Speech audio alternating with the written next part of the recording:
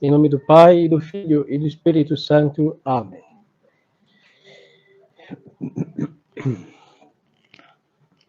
Louvado seja nosso Senhor Jesus Cristo. Para sempre seja louvado. Podem sentar.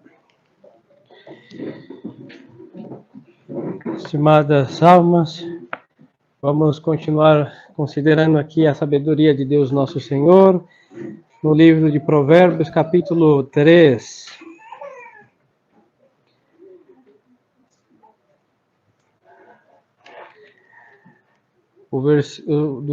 A partir do versículo 15. O bom Deus diz que a sabedoria é mais preciosa do que as pérolas, e os seus frutos são melhores do que o ouro puro.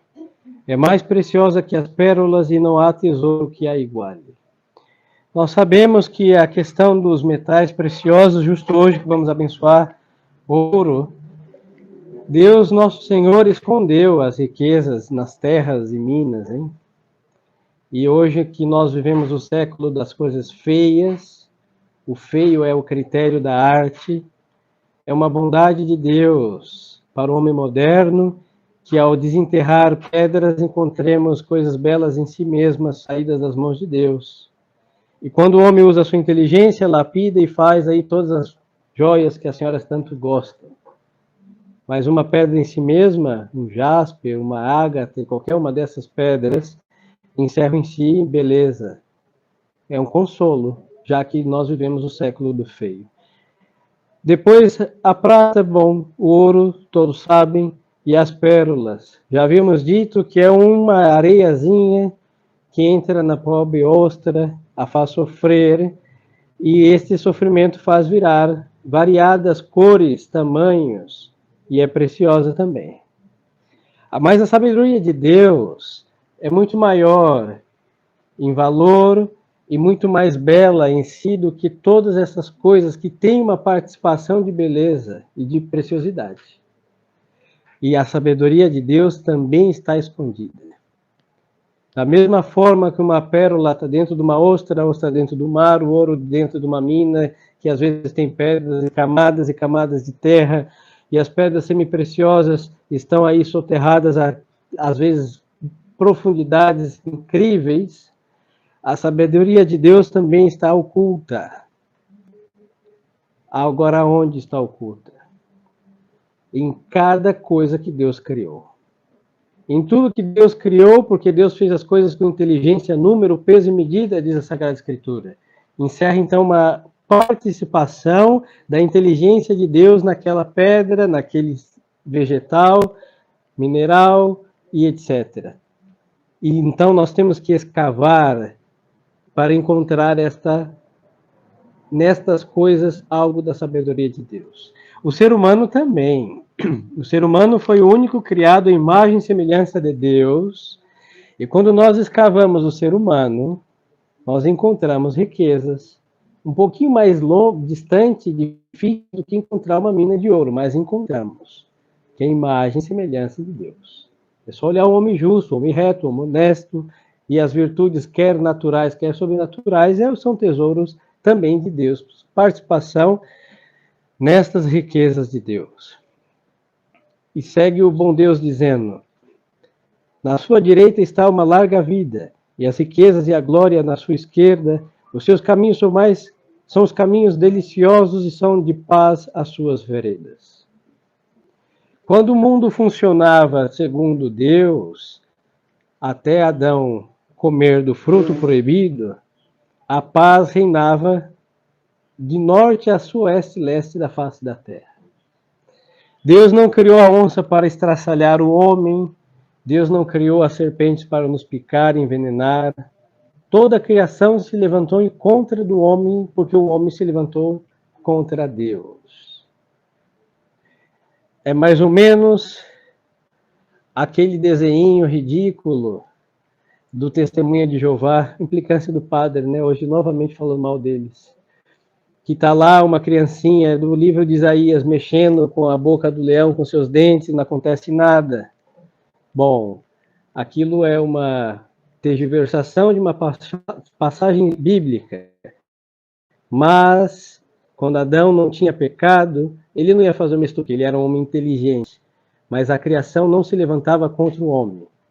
O homem regia a criação e era regido perfeitamente, absolutamente. Então havia paz. Hoje nós não temos paz, porque nós não reina a sabedoria de Deus. Eu não falo só falta de guerras, hein? É dentro da nossa consciência, não há paz, porque tem pecado, desordem. Em nossas almas não temos paz, porque há um desequilíbrio. Em nossas casas, a mesma coisa. Na nossa congregação de almas que temem a Deus, que aqui estamos tão pouco. E em todo lugar que o homem pisa, o homem leva consigo a discórdia, a divisão, essa nuvem negra que o acompanha, tempestuosa, e aí às vezes a tempestade cai também movida pelo seu mau espírito. Agora, quando Deus criou tudo em perfeita sintonia com a sua inteligência, o mal não tinha lugar. Por isso havia paz. Santo Agostinho vai dizer que a paz é a tranquilidade na ordem. Mas não é na minha ordem, de um critério caprichoso, talvez acertado ou não, mas no critério infalível de Deus. Quando cada um está no seu devido lugar, fazendo aquilo que lhe compete. Quando Deus, a moral, está na consciência do homem e na sua vontade, virtude. Aí o homem tem paz. Mesmo que tenhamos a tentação de infringir a lei de Deus, nosso Senhor. Mas enquanto houver obediência ou vontade de obedecer, paz. Em nossos lares, quando o esposo faz o que lhe compete, a esposa faz o que lhe compete, os filhos fazem o que lhe compete, é a paz, ordem. E assim no congregado de seres humanos, no trabalho, na capela, onde estivermos, quando cada um faz o que lhe compete, paz. E quando fazemos o que nos compete, estamos aí em perfeita sintonia com a sabedoria de Deus que nos criou para uma finalidade de ordem. E esta finalidade podemos chamar de santidade, de virtude e, consequência final, salvação. Por isso Deus está dizendo que no caminho da sabedoria é um caminho que não há, é um caminho que há paz. Porque o caminho de Deus é reto. Os senhores sabem, muitos viajaram para chegar aqui, passaram por estradas tortuosas, cheias de buracos, mal sinalizadas, ou uma estrada reta, bem pavimentada, sinalizada, é muito melhor a segunda opção, por favor, iluminada.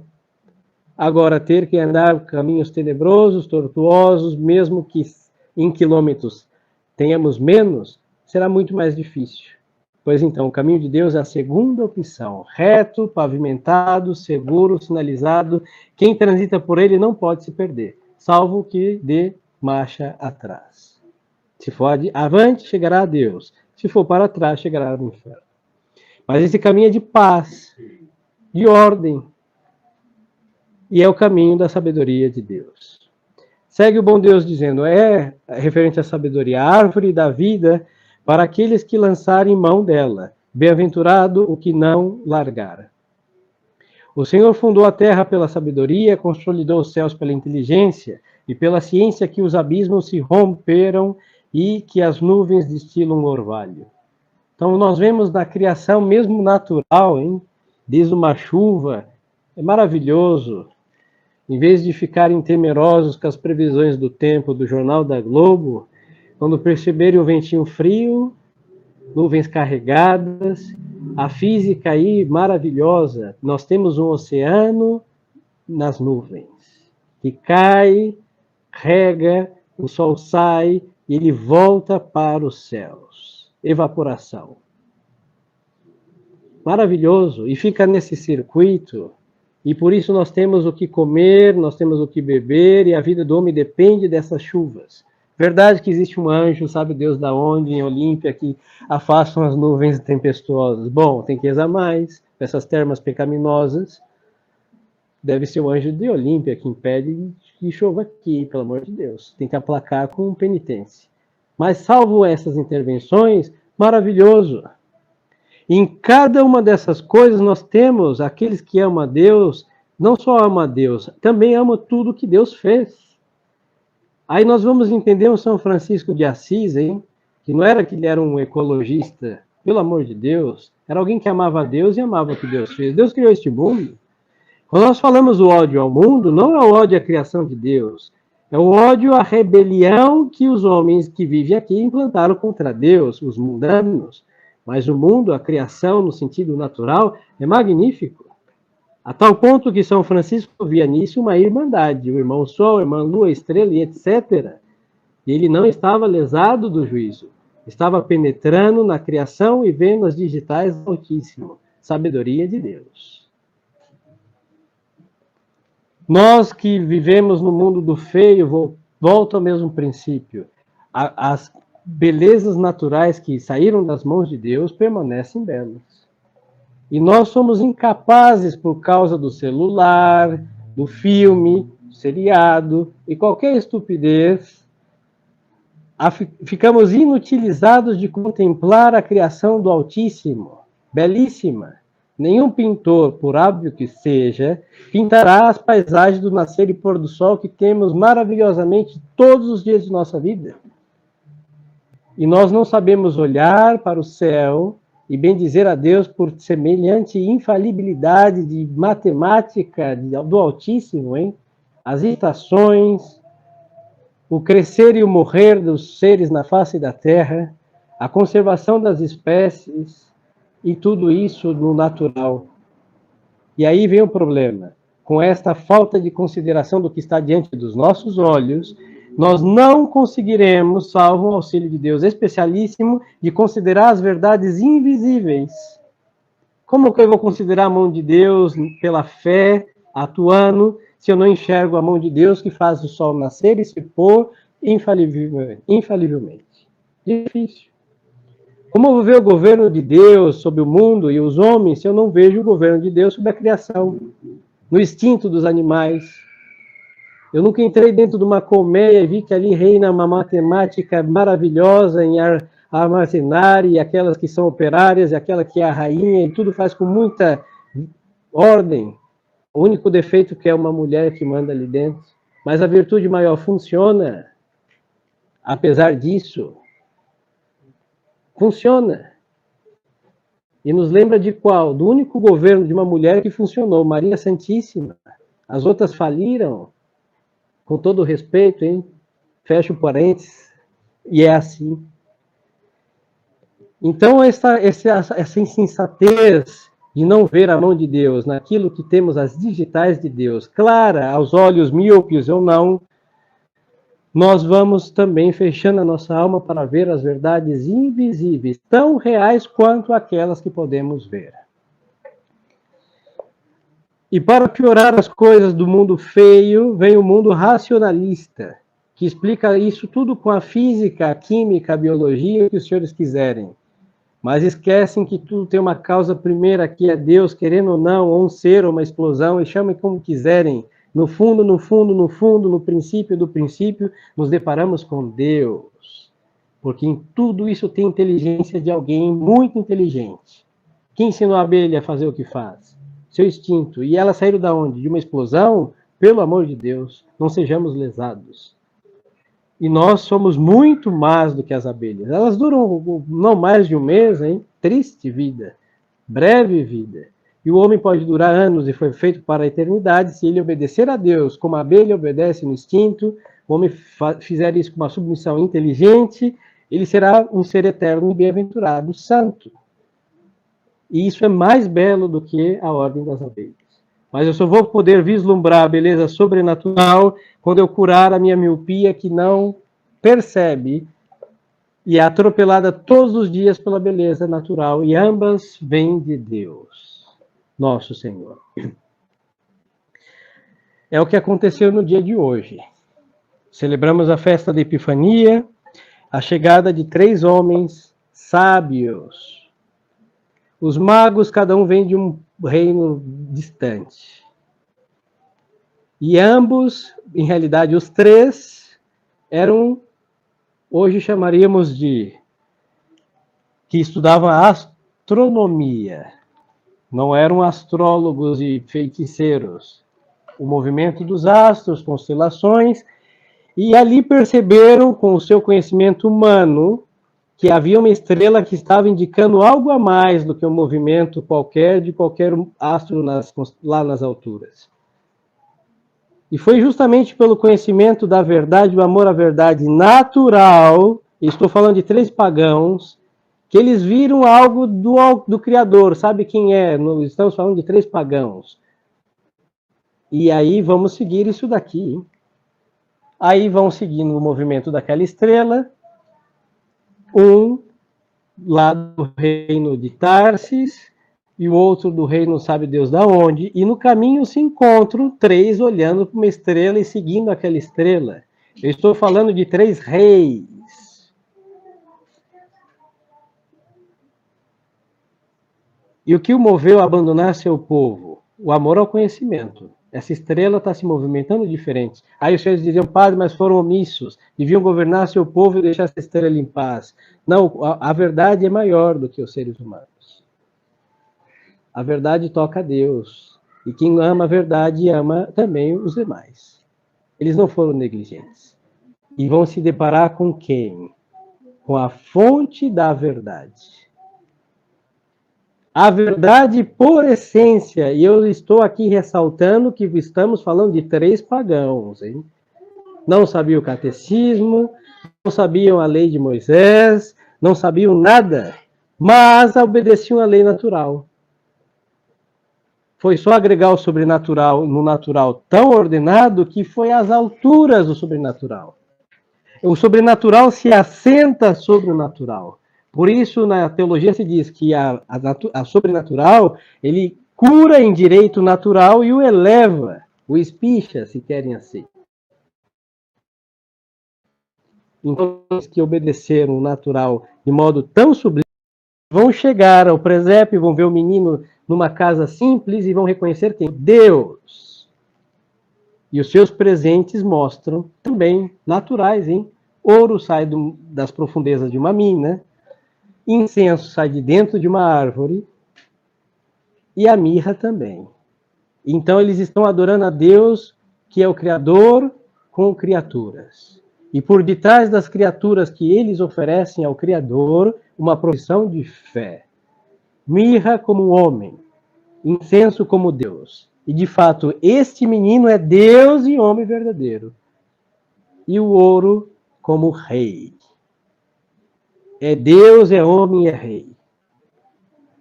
Os senhores percebem que ainda hoje, se o homem mesmo que não conheça nosso Senhor, e ele observar a criação de Deus, ele deparará com Deus, vai ouvir a pregação e vai ver que tudo isso está conforme a nossa fé. A nossa fé não destrói a criação, a eleva com o sobrenatural próprio da atmosfera da Igreja Católica. Por isso nós abençoamos água, abençoamos, hoje vamos a giz, que é cal, hein? Sai da terra também. Abençoamos essas coisas, elevamos de uma eficácia natural para um efeito sobrenatural. E é maravilhoso isso. Segue aqui o bom Deus dizendo um conselho. Meu filho, nunca percas de vista estas coisas. Guarda a prudência e o conselho, serão a vida da tua alma. E voltamos aos 3 santos reis. Eles guardaram o amor à verdade e se depararam com Deus. E sabe o que acontece? Um dia o padre já prometia no passado mais uma dívida de 1 ano. Deus dirá quando será possível. Resumindo, volta São Baltazar, Melchior e Gaspar às suas terras. Passarão anos. Já velhos, vai chegar São Mateus, evangelista e apóstolo, e vai sagrar o bispo, os 3. E o seu povo querido e vai se levantar contra eles e vão fazê-los mártires. Os senhores sabem que o maior ato de caridade é o martírio para com Deus. Então aquele ouro posto no presépio vai se transformar em sangue. Eles vão amar a Deus dando a vida por eles. Aquele incenso que levaram em carregamento ao menino vai se transformar em alma que vai se elevar a Deus, tal qual a fumaça sobre brasas. Hein? E a mirra, que denota a mortificação também, eles vão levar nas chagas da morte as marcas de Cristo que eles adoraram, o belo menino do presépio. Então, estimadas almas, amemos a Deus e as coisas de Deus. Deus não criou nada em vão, nem uma folha, nem um animal, por mais duvidoso que seja, dependendo dos critérios e métodos de cada um, eles têm uma razão de existir, hein? Seja qual for. É discutível os pernilongos, esses mosquitinhos insuportáveis que andam azucrinando durante os sermões, mas também eles, porque o diabo não pode criar nada, nada. E tudo que sai da mão de Deus saiu para o bem do homem, para que o homem vislumbrasse cada vez mais a bondade de Deus para conosco. E se colocamos o sobrenatural sobre essas coisas simples, se abre como um panorama imenso, e diria infinito, da bondade de Deus para conosco. É isso que os santos reis nos ensinam, porque foram 3 homens sábios e 3 homens santos. E aí, junto à sabedoria e à santidade, vai levar ao reino de Deus, e eles lá das alturas reinam com Cristo Rei, pelo qual eles deram sua vida, e um dia abandonaram seu povo para levar seu povo a Deus pela fé. Então, peçamos aos 3 santos reis que, pela intercessão deles, que tenhamos amor. Este mundo, não precisamos de uma laudato si, hein? Ecologismo, estupidezes, não. Nós precisamos somente amar a Deus, porque quando o homem ama a Deus, ele não destrói nada que Deus deu, inclusive a criação. Sabe usar de tudo isso para o nosso bem, que Deus criou para nós. A criação está a serviço do homem, o homem a serviço da criação. E a serviço de quê? Para que sirva de um trampolim para chegar a Deus. E em cada coisa que nós temos, em cada verdade natural, nós podemos chegar, vislumbrar a causa das causas, que é Deus. Então, peçamos a Deus, pela intercessão dos santos reis, que coloque esse amor à sabedoria, ao conhecimento, e que nos faça como um trampolim, do conhecimento do natural ao sobrenatural, e do sobrenatural a Deus, porque o sobrenatural tem a finalidade, a vida eterna. Louvado seja nosso Senhor Jesus Cristo. Em nome do Pai, do Filho e do Espírito Santo. Amém.